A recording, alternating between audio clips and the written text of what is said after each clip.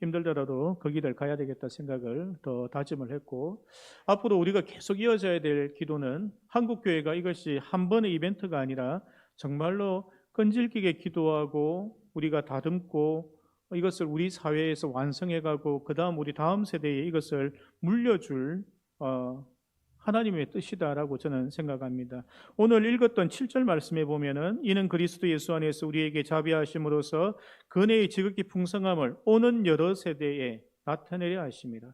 우리의 구원이라는 것이 우리 세대 나만 구원받고 와 좋구나라고 아니고, 그것이 하나님 예수 그리스도와 함께 하나님의 뜻이 다음 세대 그 다음 세대까지 이어진다라는 것을 우리가 분명히 알아야 할 줄로 생각됩니다. 그렇기 때문에 우리가 기도했던 것, 예배 드렸던 것, 우리가 기뻐했던 그 모든 것들이 우리 다음 세대, 그 다음에 우리 교회에 다시 처음 등록할 출석할 모든 새로운 식구들까지 이 하나님의 뜻들이 다 전해지기를 소망합니다. 우리 하나님의 말씀 우리 함께 나누려고 하는데, 자랑하지 못할 우리의 구원이라라는 제목으로 오늘 말씀을 나눌 것인데, 에베소서 2장은 지극히 구원에 대하여 가장 근본적이고 기본적인 것을 이야기하고 있습니다. 1장에서도 우리가 보았던 것처럼 에베소서는 구원에 대하여 이야기하는데, 특별히 하나님을 믿는다고 하는 성도들에게 하고 있는 말씀이에요. 무슨 말인가 하면, 사도 바울이 전도하여 성도들이 많이 생겨났어요. 그 성도들이 하나님을, 예수 그리스도를 제대로 믿지 않고 있는 거예요. 그래서 이 편지를 보내면서 너희가 믿고 있는 구원이 무엇인지에 대하여 이야기하고 있는 것입니다. 그 말은 이 시대를 살고 있는, 나는 소위 크리스찬이라고 이야기하고 나는 신앙이 좋다고 하는 모두가 한 번쯤은 다시 한 번 더 점검해야 할 필요도 있다는 것입니다. 그것은 저 같은 목사뿐만 아니라 신학자뿐만 아니라 내가 이 신앙생활을 한 지 100년이 되었다고 한다고 할지라도 그조차도 다 한 번쯤 나의 구원을 한 번쯤 생각해야 될 줄로 생각되어집니다. 그래서 오늘 읽는 이 말씀에서 중요한 것은 뭔가 하면, 우리는 구원을 지식으로 믿는 것이 아니에요. 어떤 사실을 믿기 때문에 구원을 받는 것이 아니에요. 근본적으로 나의 믿음으로, 나의 속에서 나오는 신앙 고백으로 우리가 구원에 이르는 것이지, 예수 그리스도께서 십자가에 못 박혀 죽으시고 부활하셨다는 그 사건을 믿는 것 때문에 되어지지 않는다는 것입니다. 우리가 알고 있는 모든 것들이 정말로 나의 신앙 고백으로 믿어지고 있느냐라는 것이 점검되어지는 귀한 시간 되기를 축복합니다. 자, 오늘도 헬라어 원어 성경을 한국말로 번역한 것으로 읽으면서 하나하나 살펴보도록 하겠습니다. 이것은 신학적으로 깊이 있게 말할 것도 없어요. 그냥 쑥 읽으면은 우리의 구원이 무엇인지 너무나 잘 알기 때문에 읽으면서 제가 보충 설명만 짧게 하면서 한번 살펴보도록 하겠습니다. 1절, 2절, 3절인데 1절, 2절 먼저 읽어보도록 하겠습니다. 함께 읽습니다. 시작. 여러분은 죄들과 불순종의 행위로 죽었던 사람입니다. 여러분은 이 세상의 길을 걸었고 여전히 공중 권세를 잡고 있는 통치자에게 순종했습니다. 그는 지금도 불순종하는 자들 사이에서 일하고 있습니다. 아멘.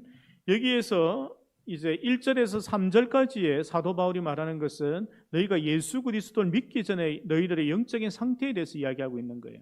근데 지금 1절, 2절에서 먼저 말하고 있는 것은 무엇인가 하면, 너희들은 공중 권세 잡은 자에게 순종하고 있는, 그리고 하나님께는 불순종하고 있는 그 상태로 살고 있었다라는 것을 이야기하는 거예요. 그러니까 즉 말하자면 우리는 순종과 불순종 그 둘 중에 하나의 삶을 산다는 거예요. 예수 그리스도와 하나님께 순종하며 살아갈 것인가, 사단에게 순종하며 살아갈 것인가, 그 둘 중에 하나의 인생을 살고 있는 거예요. 그래서 3절 말씀 우리가 함께 읽도록 하겠습니다. 시작. 사실 우리도 모두 한때 옛 본성의 정욕을 따라 살았고 옛 본성이 원하는 것과 자기 생각에 순종했습니다. 우리는 본질상 다른 사람들과 마찬가지로 하나님의 진노의 대상이었습니다. 아멘. 그러니까 그 사단에게 순종하며 살아간다라는 인생이 어떻게 사는 건가 하면 3절에 보면 우리도 모두 한때 옛 본성의 정욕을 따라 살았고, 첫 번째 특징은 정욕, 욕심, 뭔가가 가지고 싶다, 하고 싶다, 내 뜻대로 뭔가가 되어져야 된다라는 이런 나의 욕심으로 살아갔다는 거예요. 두 번째는 옛 본성이 원하는 것, 본성이라는 게 있잖아요. 우리가 예수 그리스도 믿기 전에 뭐 분노하거나 화를 내거나 혹은 뭔가가 계속 부정적이고 뭐 이런 거 있잖아요. 막 이런 부정적인 그 생각들이 자꾸 드는 그런 나쁜 본성들이 우리 속에 있었다는 거예요. 세 번째는 자기 생각에 순종했다는 거예요. 자기 생각대로 살아간다는 거예요. 자기 생각대로 안 되면 힘들어하는 거예요. 그것이 아니라는 거예요. 그것이 이제 하나님께서 진노의 대상이었고 사단, 공중의 권세 잡은 자의 지배를 받고 살아가는 그런 상태였다라고 이야기하는 거예요. 자, 그러한 너희들을 이제 하나님께서 어떻게 하셨는가? 4절부터 나옵니다. 4절, 5절 다 읽습니다. 시작. 그러나 긍휼이 풍성하시고 크신 사랑으로 우리를 사랑하신 하나님께서 우리가 불순종의 행위로 죽었을 때 메시아와 함께 우리를 살리셨습니다. 여러분은 은혜로 구원을 받았습니다. 아멘. 여기서 하나님의 성품, 하나님께서 우리를 대하시는 그 마음에 대하여 4절에 나와 있는데 긍휼로 또한 사랑으로 그것이 하나님의 성품이고 그것으로 우리에게 대하셨다라는 거예요. 하나님께서 심판을 택하지 않고 예수 그리스도의 십자가를 택하셔서 우리에게 긍휼한 마음을, 그러니까 뭐 죄를 지었으니까 죽는 거 당연하지, 그건 내버려 두시는 것이 아니고 죄를 지었음에도 불구하고 그 죽을 수밖에 없는 것이 불쌍해서 그 긍휼의 마음으로 그 사랑을 우리에게 베풀어 주셨다라는 것입니다. 근데 우리가 불순종 행위로 죽었을 때에 이미 우리가 태어나서 우리가 뭐 나쁜 짓을 하는 거나 심판대에 가지 않더라도 우리는 이미 아담이 죄를 지었을 때부터 태어나 무조건 이제 다시 죽을 수밖에 없는 그러한 인생이었는데 그때 이제 메시아 예수 그리스도와 함께 우리를 살리셨다. 그 말은 아버지 하나님, 아들 예수님 이 삼위일체를 이야기하는 거예요. 이미 분리해서 이야기하는 겁니다. 그래서 그분의 은혜로 말미암아 구원을 받았습니다. 이렇게 이야기했어요. 그럼 6절 7절 읽습니다. 시작. 즉 하나님께서 메시아 예수와 함께 우리를 일으키시고 그분과 함께 우리를 하늘에 앉히셨습니다. 이것은 그분의 은혜가 얼마나 풍성한지 메시아 예수와 연합된 우리를 향한 그분의 친절이 얼마나 큰지 장차 올 시대에 보여주기 위함입니다. 아멘. 그래서 사도 바울이 쓰고 있는 이 시제, 그러니까 과거냐 현재냐 미래냐라고 이야기할 때에 예수 그리스도 6절에 하나님께서 예수 그리스도와 함께 우리를 일으키시고 근데 이미 그분과 함께 우리를 하늘에 앉히셨습니다. 이미 우리가 높은 보좌에 올라갔다라는 것을 이야기하는 거예요. 그러니까 미래에 우리가 올라가겠지만 이미 우리가 구원받은 그것이 우리에게 확정되었을 때에 우리는 이미 보좌에 있는 것과 같다라고 그렇게 표현을 한 거예요. 자, 그래서 이것을 통하여 7절에 은혜가 얼마나 풍성하시고 메시아 예수와 연합된 우리를 향한 그분의 친절이 얼마나 큰지, 그 사랑이 얼마나 큰지 그것이 장차 올 시대, 그러니까 미래에 우리를 통하여 보여주게 될 것입니다 라고 이야기했습니다. 예, 뭐 너무 크게 안 하셔도 되는데, 자, 이 하울링 그 멍멍하게 하는 그거 에코나 뭐 리벌브 이런 거 조금 놔주시면 좋겠어요. 자, 8절에서 9절 10절 말씀 우리 함께 읽습니다. 시작. 여러분의 신뢰를 통해 은혜를 구원받았습니다. 이것은 여러분의 힘이 된 것이 아니라 하나님의 선물입니다. 여러분은 여기까지 그럼 먼저 할게요. 그래서 여기에서 신뢰는 믿음이란 말이죠. 그것을 우리의 믿음을 통해 은혜를 구원받았습니다. 이건 제가 설명했습니다. 그 믿음은, 그 신뢰는 하나님께서 우리에게 주는 선물이고 그것을 통하여 자연적인 이제 구원에까지 이르게 되고, 다른 말로 표현하자면 사실은 구원받은 백성의 증거로 나오는 것이 믿음이다라고 반대로 받아요. 역설적으로 봐도 됩니다. 그래서 믿음을 가진 자, 구원의 은총을 받은 자, 그 믿음을 갖고 있는 거죠. 이것은 여러분의 힘으로 된 것이 아니라 하나님의 선물입니다. 선물이라는 것은 내가 생각지도 못한 거예요. 이 선물이라는 것은 우리 자녀가 생일입니다. 이번 생일 선물 뭐 받고 싶어? 자동차 받고 싶어요. 자동차를 사주는 것은 그거는 이제 이미 정해진 선물을 받은 거잖아요. 이거는 우리가 예상치 못한 선물을 하나님께서 그냥 둔 거예요. 그래서 그 선물을 발견하는 사람들은 그 선물을 가지는 거고, 그 선물을 보고도 그냥 지나치면은 그 선물을 받지 못하는 거예요. 그래서 이거는 우리가 너희들이 원해서 너희들이 계획한 것에 의하여 주어진 선물이 아니고 하나님께서 처음부터 끝까지 모든 걸 준비했어요. 그 이유 중에 하나가 인간은 구원에 이르는 방법을 알 수가 없는 거예요. 어떻게 하면 내가 하나님 나라에 갈 수 있는가? 인간이 알 수 있으면 제시를 했겠죠. 하나님 이러한 거 주세요. 그럼 내가 하나님 나라에 갈 수 있습니다. 이렇게 할 수도 없는 거예요. 그래서 일방적인 통행이라는 것을 이야기하고 싶어서 사도 바울이 하나님의 선물이다. 거기에는 너희의 공로가 하나도 없다는 거예요. 그래서 9절에 뭐라고 이야기하는가 하면 함께 읽습니다. 시작. 여러분은 여러분의 행위로 구원받는 것이 아닙니다. 그러니 누구도 자랑할 수 없습니다. 아멘. 여기까지 다시 설명할게요. 그러면 이 하나님께서 주시는 선물은 내가 어떠한 거 요구한 적도 없어요. 그리고 내가 어떤 행동을 했기 때문에 주는 것도 아니라는 거예요. 그렇게 해서 행위 구원론에 대하여 분명하게 성경에서는 아니다라는 것을 이야기합니다. 그래서 이스라엘 선교사님이 이런 이야기를 하시는 게 있었어요. 이스라엘 백성들에게 막 전도를 했대. 전도를 하면서 야 너희들 그렇게 열심히 착하게 산다고 뭐 구제한다고 뭐 안식일 지킨다고 절개 지킨다고 해서 구원받는 거 아니야. 오로지 예수 그리스도를 믿는 그 하나님의 은혜로 너희 구원받는 거야 하니까 이스라엘 사람들이 하는 말이 우리는 이미 구원에 대해서 끝났고 구원받은 사람들이 당연히 살아가야 될 행동으로 우리가 안식일도 지키고 구제도 하고 하나님의 말씀대로 살아가는 거야. 이렇게 이야기하는 거예요. 그래서 우리 속에서 유대인들을 볼 때 그 사람들이 행위로 구원을 생각하고 있다고 생각하는데 그들은 이미 구원 문제는 자기네들 끝났고 행위는 구원받은 사람이 지극히 당연하게 해야 될 행동이라는 거예요. 그래서 우리나라 이 선교사님, 선교사님 목사님들이 오히려 그러한 관점을 가고 있다는 것을 자기는 반성하게 되었다라는 이야기를 했어요. 그러니까 자기 속에서도 그 행위에 대한 것에 대하여 많은 생각을 하고 있다라는 자기 자신을 반성한다는 이야기를 하는 걸 들었습니다. 그래서 제가 지난번에 설명했듯이 이런 물 300ml네요. 300ml 물을 바닷물에 뿌리면서 야 내가 이 바닷물을 창조했네 한다고 해서 아무도 그걸 웃지 병원에 가보세요 이러지 그 말을 믿는 사람 아무도 없잖아요. 그 똑같은 거예요. 우리가 무엇든 행동을 하더라도 우리 구원에 영향을 줄 만한 것은 아무것도 없다는 것을 우리가 알아야 합니다.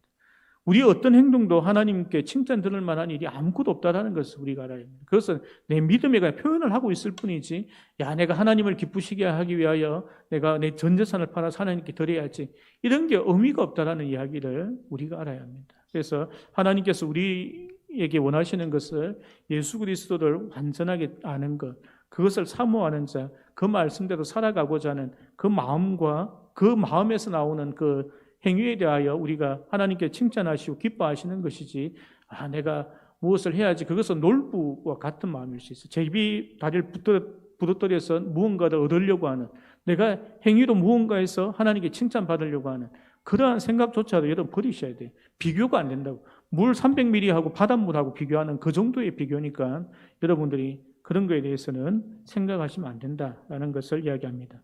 자, 10절 말씀 우리 함께 봅니다. 시작.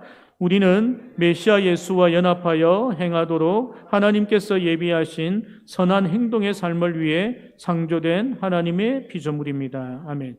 이 말은 예수 그리스도 믿고 난 다음이 아니고 믿기 전에도 하나님께서 아담과 하와를 창조하실 때부터 그것을 우리를 창조하신 그 목표 자체가 선한 행동의 삶, 이것은 착하게 살아 이런 말이 아니에요. 그냥 하나님의 뜻대로 살아가는 그러한 하나님의 피조물로 처음부터 만드셨다라는 거예요. 근데 이제 인간이 타락되었으므로 예수 그리스도와 연합하여 우리가 하나님의 선한 그 뜻대로 살아감으로 하여 살아가는 그러한 것이 우리의 창조의 원인이다라는 것을 사도 바울이 이야기하고 있다라는 것입니다.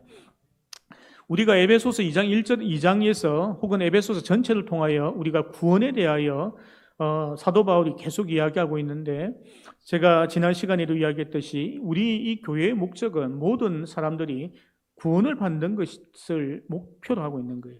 목사의 최고의 목표도 모든 성도들이 구원을 받는 것에 있는 거예요.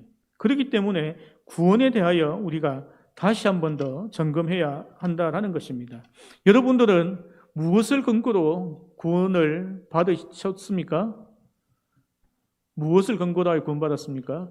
제가 고등학교 2학년 때 이제 우리 친구가 다락방 교회를 다니고 있었어요. 유광수 목사의 다락방을 다니고 있었는데 자기 청소년들 모임이 있다고 토요일 날 한번 초대해서 갔습니다. 갔더니 그 인도하시는 청년분이 이제 저한테 묻더라고요.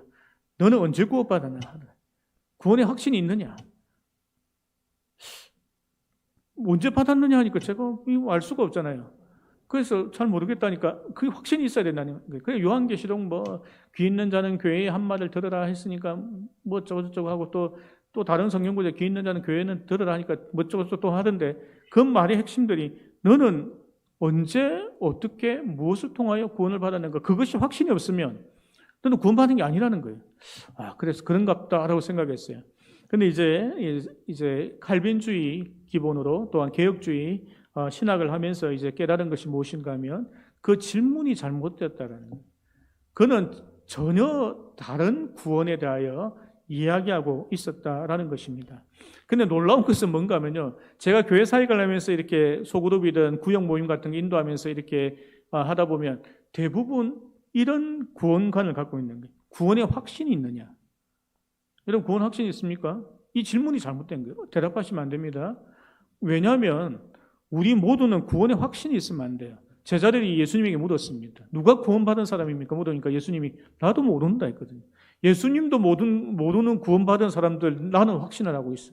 와 나는 구원받았습니다. 예수님도 모른다는데 어떻게 우리는 그걸 확신할 수 있나요? 그것이 아니라는 거예요. 내가 확신한다고 해서 구원에 이르는 것이 아니라는 것을 알아야 합니다.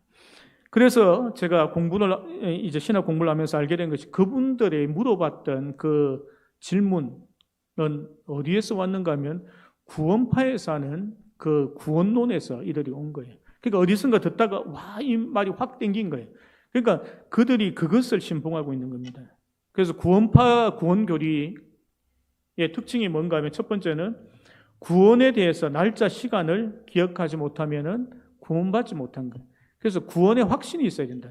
몇 월 며칠 몇 시에 혹은 어디에서 장소까지 이야기하면서 너희가 구원받았느냐 거듭났느냐 그래 그러면은 너희가 하는 거예요. 그래서 여러분 잘 아셔야 될 것 중에 하나가 대부분의 장로교에서는 영접기도라는 것이 이단적인 요소가 있다라고 합니다. 그래서 우리가 전도하시면서 영접기도 시키잖아요. 그건 아니라는 거예요. 그걸 따라 한다고 해서 구원받는 거 아니라는 거예요. 그럴 수 없다라는 거예요. 그게 장로교 기본 교리입니다. 그래서 영접기도나 내가 입으로 시인하는 것으로 구원에 이른다라는 것은 잘못된 교리이기 때문에 여러분들이 그것만으로 내가 구원받았다라고 착각하시면 안 된다는 것입니다. 그래서 제가 서두에 했던 말, 하나님을 아는 모든 성경의 지식들을 내가 듣고 배우고 해서 내 신앙 고백에서 내가 믿음의 고백들이 나오지 않으면 그러면은 한 번 더 생각해 봐야 합니다. 제가 그 이유들을 뒤에 다 이야기할게요. 두 번째로 구원파에서 이야기하는 것은 무엇인가 하면 구원받은 사람들은 다시 죄를 지어도 괜찮다고 가르칩니다. 무슨 말인가 하면 이제 한 번 구원을 받은 후에 죄를 지어도 상관없다. 죄를 지어도 죄가 안 된다. 이렇게 이야기하는 거예요. 그러니까 예를 들어서 제가 2024년 10월 1일 날 내가 구원에 대한 그걸 했어요. 영접하고 막 했어요. 그러면 10월 1일부터 짓는 모든 죄들은 죄가 아니라는 거예요. 그 영지주의도 비슷한 이야기를 했거든요. 그런 이야기를 한다는 거예요. 그래서 그들은 무엇을 이야기하는가 하면 회개를 계속하는 것은 구원받지 못한 증거라는 거예요. 회개 기도를 하면 안 된다는 거예요. 이해하셨죠? 이것이 구원파가 가르치는 교리. 그래서 예수 그리스도를 믿고 나서 짓는 죄에 대해서 가볍게 여기면 안 된다는 거예요. 그 가볍게 여기는 것이 구원파 교리고 장로교 교리는 예수 믿고 나서 죄를 짓는 것에 대해서 굉장히 엄격하게 말하는 것이 오히려 장로교의 교리다라는 것을 알아야 합니다. 그런데 여기서 우리가 가장 많이 빠지는 함정이 뭔가 구원파 교리의 잘못된 점 네 번째가 뭔가 하면 지식적인 것으로 깨달으면 구원에 이른다는 거예요. 무슨 말인가 하면 지식적으로 내가 알았다. 예를 들어서 예수 그리스도가 십자가 못 박혀 우리의 죄 때문에 못 박혀 돌아가시고 부활한 것을 믿는다고 하면 구원받습니다. 예, 내가 그걸 믿습니다. 지식적으로 알아요. 그러면 구원받는다는 거예요. 무슨 말인지 이해가시죠? 지식적으로 다 알잖아요. 우리는. 근데 그 지식만으로 알고 있는 것을 가지고 구원받는다고 하는 것이 구원파 교리. 그래서 구원의 확신이라든지 영접 기도라든지 우리가 복음을 예를 들어 전도하고 그 전도에 대해서 자기가 그렇구나, 예수님이 십자가에 못 박혀 돌아가신 게 나의 죄 때문이구나 라고 하는 것만으로 구원에 이르는 것이 아니라는 거예요. 그렇게 주장하는 게 구원파라는 거예요. 그래서 구원파는 구원의 확신, 날짜, 요일, 언제냐, 언제 네가 받았느냐, 장소는 어디냐, 이런 걸 통해서 구원의 확신을 가지게 하고, 두 번째는 한 번 구원의 확신을 가진 사람은 그 다음 짓는 죄들은 그것은 죄가 아니다. 그거는 이미 용서되었다. 이렇게 가르치는 것. 세 번째는 회개를 계속하고 있는 것은 그건 구원받지 못한 증거라고 하는 것. 네 번째는 지식적으로 깨달으면 구원에 이른다라는 이야기를 한다는 거예요. 그러면 여기에서 우리가 믿고 있는 이 칼빈주의 혹은 개혁주의, 복음주의적 구원가는 무엇이냐라는 것입니다. 구원파는 이제 구원의 시작이 어떻게 이루어지는가 하면 입으로 시인하는 시점부터 구원이 이른다는 거예요. 그것이 구원파적인 이야기인 거예요. 그런데 칼빈주의에서 말하는 것은 뭔가 하면 회개와 회심이 구원의 시작이라는 거예요. 예수 그리스도의 그 십자가와 그 이야기를 우리가 복음을 들었을 때에 내 마음속에서 나의 죄에 대한 것이 깨달아지고 그 회개해야 하는 그 회심으로부터 구원이 시작하는 것이 우리 칼빈주의의 교리입니다. 그 시간들이 필요하다는 거예요. 그래서 세례요한이 무엇이라고 했습니까? 회개하라, 천국에 가까웠느니라. 회개라는 것을 먼저 이야기한 거예요. 그것을 우리가 알아야 한다라는 것입니다. 근데 그것이 회개라는 것이 없고 그냥 단순히 내 입으로 시인한다, 구원이 이른다, 이거 아니라는 것을 우리가 알아야 합니다. 그러면은 그래서 마태복음 7장 21절의 말씀에 무엇이라고 나와 있는가 하면 집사님 띄워주세요. 마태복음 7장 21절 시작. 나더러 주여 주여 하는 자마다 천국에 들어갈 것이 아니요 다만 하늘에 계신 내 아버지의 뜻대로 행하는 자라야 들어가리라. 아멘. 그 입으로 주여 주여 한다고 해서 고백한다고 해서 들어가는 게 아니라는 거예요. 하나님 말씀대로 살아가야 된다는 것을 이야기하는 거예요. 두 번째 보는 것은 요한복음 10장 27절 28절 말씀입니다. 함께 읽도록 할게요. 시작. 내 양은 내 음성을 들으며 나는 저희를 알며 저희는 나를 따르니라. 내가 저희에게 영생을 주노니 영원히 멸망치 아니할 터이요 또 저희를 내 손에서 빼앗을 자가 없느니라. 아멘. 여기 이제 이 두 문장의 핵심은 저희에게 영생을 준다고 했어요. 그러니까 이게 이제 영원한 생명이니까 이제 구원이라는 것이죠. 그러면 구원을 받는 자가 누군가? 바로 앞에 나를 따르느니라. 예수 그리스도를 따르는 자가 영생을 얻는다는 거예요. 하나님의 음성을 듣고 그것을 따라가는 하나님 뜻에 맞게 살아가는 그 사람에게 주어지는 게 영생이지, 입으로 주여 주여 하거나 내가 그 어떤 문장을 읽고 아멘 한다고 해서 구원에 이르는 것이 아니다라는 것을 이야기합니다. 그래서 우리가 이 착각하는 게 뭔가 하면 로마서 10장 10절 말씀인데요. 함께 읽습니다. 시작. 사람이 마음으로 믿어 의에 이르고 입으로 시인하여 구원에 이르니라. 아멘. 그러니까 입으로 시인하면 구원이 된다니까 그냥 예수 믿습니다 이렇게 하면 구원이 이르는 줄 알아요. 근데 그 앞에 말은 뭐예요? 사람이 마음으로 믿어 의에 이른다는 거죠. 그러니까 믿음은 뭐라 했습니까? 하나님 주신 선물이라 했죠. 그 믿음이 들어왔을 때 우리가 회심이 일어나고, 그러니까 성경 구절 하나만 가지고 그것도 짧은 부분을 가지고 입으로 시인해라니까 영접 기도문 적어가지고 읽게 하거나 따라 읽으세요 해가지고 해서 구원에 이르는 것이 아니라는 거예요. 그거와 반대되는 로마서 10장 10절과 반대되는 것이 빌립보서 2장 12절 말씀입니다. 함께 읽습니다. 시작. 그러므로 나의 사랑하는 자들아 너희가 나 있을 때뿐 아니라 더욱 지금 나 없을 때에도 항상 복종하여 두렵고 떨림으로 너희 구원을 이루라. 아멘. 사도 바울이 하는 말이 내가 없을 때에도 항상 복종하여 하나님 말씀에 복종하라 이 말이에요. 두렵고 떨림으로 너희 구원을 이루라는 거예요. 그러면 예수 그리스도를 믿는 자들에게 두렵고 떨림으로 구원을 이루라고 이야기하는 건 뭡니까? 아직 표현적으로 구원받았다라고 과거형으로 이야기한다 하더라도 아직 이 구원이 미완성의 단계에 있기 때문에 그 구원을 이루라라고 하는 거예요. 그 이룬다는 건 내 의지로 어떻게 이룬다는 이야기가 아니라 이제 또 다른 성경 구절 볼 겁니다.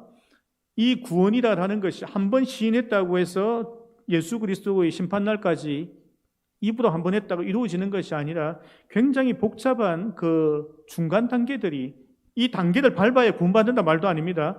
이 어떠한 것이 지금 빠져 있는 거예요. 그냥 입으로 시인하는 것만 되는 것이 아니라 성경에는 이 구원에 대한 많은 이야기를 하는 거예요. 그래서 마태복음 7장 21절, 요한복음 10장에서, 로마서 10장에서 계속 그 빌립보서 2장에서 계속 하는 말은 뭔가 하면은 입으로 시인하는 것 외에도 그 시인한 사람이 당연히 나타나는 것들이 있다고 보는 것이, 그것이 칼빈주의 교리인 거예요. 그래서 우리가 선교단체나 이런 데서 전도하면서 뭐 빠르게 하기 위해서 이제 뭐 그렇게 하고 길에서 바로 영접기도 하고 뭐 이렇게 하긴 한데, 그것을 뭐 굳이 이단이라고 말하긴 그럴 수 있지만, 그래서 복음을 빨리 이렇게 전해야 될 때 이제 그럴 수는 있어요. 아, 이런 거구나라고 아는 정도죠. 근데 그렇게 해서 교회에 와서 정확하게 구원이 무엇인지 배우고 그것이 나의 신앙 고백으로 되어져서 세례를 받고 교인이 원래 되는 것이 일반적인 이 시스템인 거예요. 근데 요거에서 끝이면 안 된다. 길거리에 전도하는 이 복음을 가지고, 아, 나는 구원받았다. 내가 세례 받을 때 예수 그리스도를 내 주로 시인했으니까, 받아들였으니까 난 구원받았다. 단순히 이 논리만으로는 완벽하지 않다라는 것이 신약 성경에 많이 나와 있다라는 것입니다. 그래서 두 번째 이제 이야기하는 것이 칼빈이 이야기했던 거예요. 그러니까 칼빈의 구원에 대해서 이야기할 때에, 그러면 이제 회심을 통해 구원이 시작하는 거예요. 그러면 그 구원, 내가 구원받았느냐 안 받았느냐, 그러면 어떻게 확증할 수 있느냐라는 거예요. 그것이 이제 구원을 이루다라는 이 말씀에 이어지는 거예요. 구원을 이루다 했으니까 그러면 내가 이 구원이 내 속에서 이루어졌는가라고 점검할 수 있는 방법이 있다는 거예요. 그래서 장로교에서 말하는 것은 구원받은 자들에게는 열매가 있다라고 보는 거예요. 그리고 구원파에서는 입으로 시인만 하면 구원받았다, 이렇게 하는 게 구원파라는 거예요. 그래서 고린도서 13장 5절의 말씀에 보면, 너희 믿음 안에 있는가 너희 자신을 시험하고 너희 자신을 확증하라. 너희 자신, 네가 믿음 안에 있는지 시험해보고, 아, 내가 믿음 안에 있구나라는 것을 확증을 해라는 거예요. 그리고 예수 그리스도께서 너희 안에 계신 줄을 너희가 스스로 알지 못하느냐? 그렇지 않으면 너희는 버림받은 자니라. 내 속에 예수 그리스도가 있는지 없는지가 내가 확신이 안 들거나 이게 확인이 되어지지 않으면 너희는 버림받은 자니라 라고 이야기하는 거예요. 제가 이 성경을 누구에게 적었다 했습니까? 이 고린도 쓰면은 고린도 교회 보낸 거예요. 에베소서는 에베소 교회 보낸 거예요. 그러니까 매주 모이는 그 성도들에게 한 말인 거예요.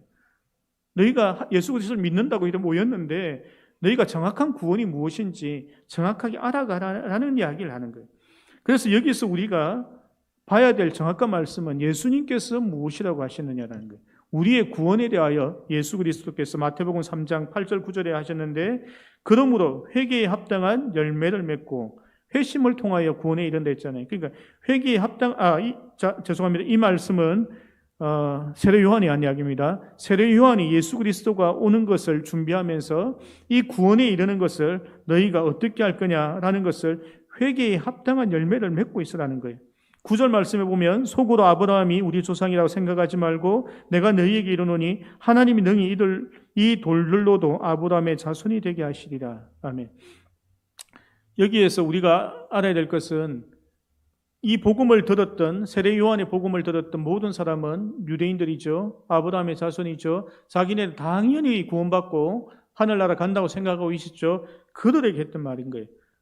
너희가 아브라함이 조상이니까 당연히 나는 그 언약 안에 있으니까 구원받는다 생각하지 말고, 너희가 회개에 합당한 열매를, 회개만 했다고 끝나는 것이 아니라 회개하고 그게 이어서 나오는 회개에 합당한 열매를 맺고 있는지를 보면서 너희가 점검받아라는 이야기를 하고 있다는 것입니다. 그러면서 이 돌들 가지고도 얼마든지 아브라함의 씨 만들 수 있고 아브라함의 자손을 만들 수 있지 않느냐.